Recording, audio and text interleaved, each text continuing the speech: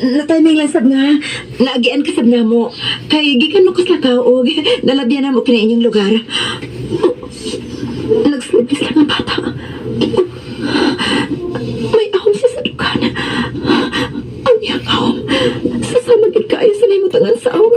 Nagbibi ang hilo. Okay ka na, Ruby? Palit ko na ni Hilo. Uwa. Ay, nakaka-ready siya. Sige, sama mo. May dautan, ba mong tingo at akong anak? Tay, siya tong akong amiga nga nihatag na ko og kwarta niya tong kuan ba nalabyan ko niya nga naglakaw din samtang na masura. Mao ba? Ako si Rubinoy. Siya ang ama ni Abel. Asam din naliwat si Abel. Padili man nagsama ang ilang itsura. Kan.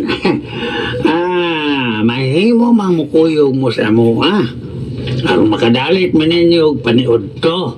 Pasalamat basab sa inyong kaayo. Oo, mahimo kaayo. Chris, wa man kay lain lakaw dili ba? Sige, kayo ganti ka.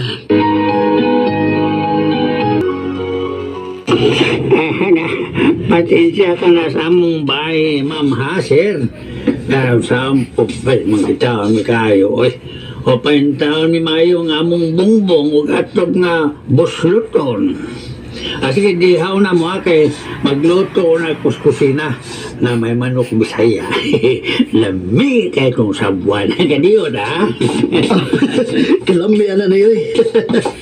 Ma'am, sir, mauwa mi sa amang bay kay pati kayo ug ang gawas kay junk shop. May problema, Abel.